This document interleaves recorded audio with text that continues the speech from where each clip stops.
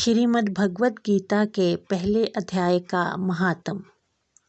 एक समय पार्वती जी ने पूछा, हे महादेव जी, किस ज्ञान के बल से आपको संसार के सब लोग शिव कहकर पूछते हैं?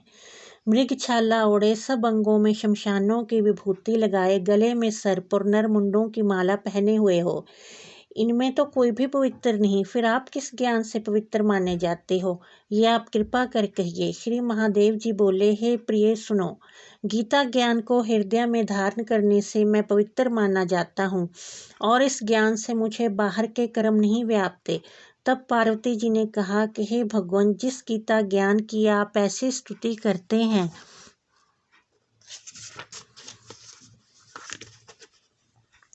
उसके श्रवण करने से कोई कृतार्थ भी हुआ है? तब श्री महादेव जी ने कहा, इस ज्ञान को सुनकर बहुत से जीव कृतार्थ हुए हैं और आगे भी होते रहेंगे। मैं तुमसे एक पुरातन कथा कहता हूँ, तुम श्रवण करो। एक समय पाताल लोक में शेषनाग की शैया पर श्री नारायण जी नैन मूंद कर आनंद में मगन थे। उस समय भगवान के चरण दबाती हुई श्री लक्ष्मी जी ने पूछा, हे प्रभु, निद्रा और आलस तो उन पुरुषों को व्यापता है जो पुरुष तामसी हैं, फिर आप तो तीनों गुणों से अतीत हो। श्री नारायण प्रभु वासुदेव हो, आप जो नेत्र मूंद रहे हो, ये मुझको बड़ा आश्चर्य है।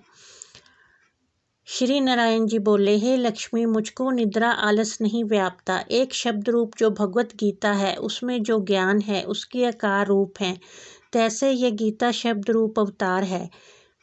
इस गीता में ये अंग हैं। 5 अध्याय मेरा मुख है, 5 अध्याय मेरी भुजा है, 11वां अध्याय मेरा हृदय है और मन है, 16वां अध्याय मेरा उदर है और 17वां अध्याय मेरी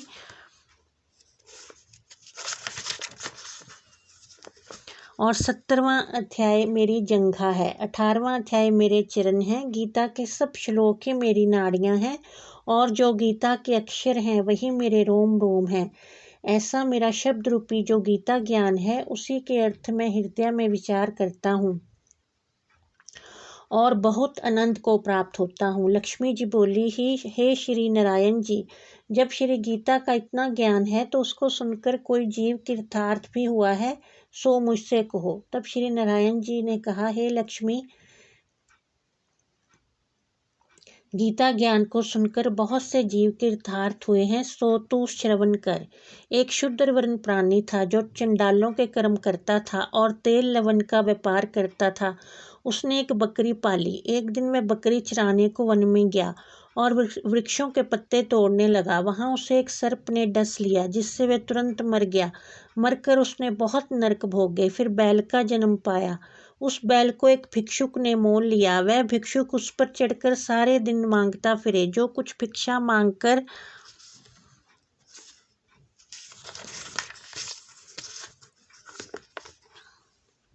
लावे, वह अपने कुटुंब के साथ बैठकर खावे। वह बैल सारी रात द्वार पर बंधा रहे, उसके खाने पीने की भी खबर न लेवे। कुछ थोड़ा सा भूसा उसके आगे डाल देवे।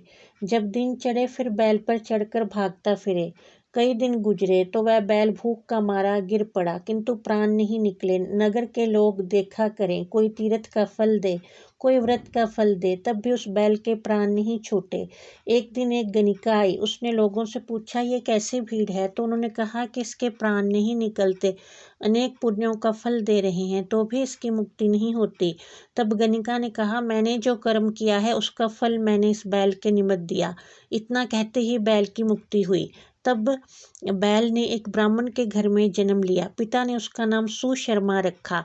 जब बड़ा हुआ तो पिता ने इसको विद्यार्थी किया। तब उसको पिछले जन्म की सुध रही थी। ये अति सुंदर हुआ। इसने एक दिन मन में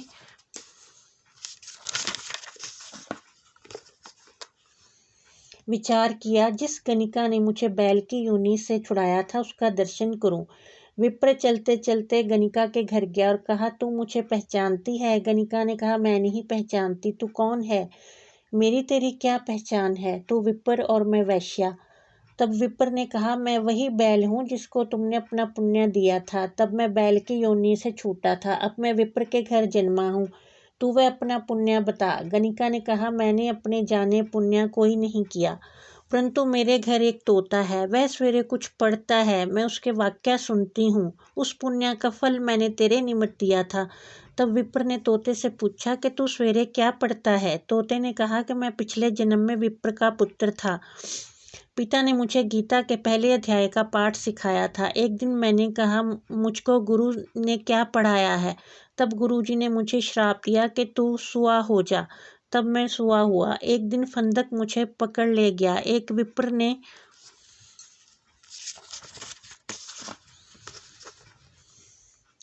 मुझे मोल ले लिया। वह विप्र भी अपने पुत्र को गीता का पाठ सिखाता था।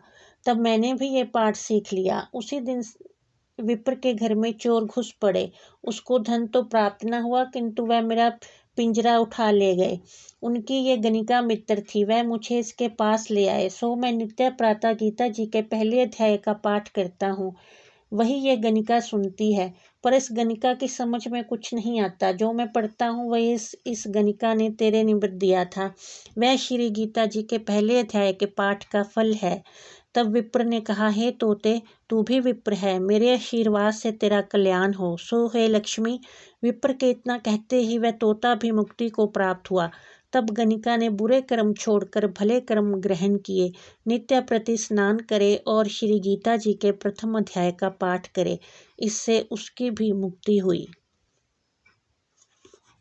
श्रीमद् भगवत गीता के पहले अध्याय का महात्म समाप्त। बोलो कृष्ण जी महाराज की जय।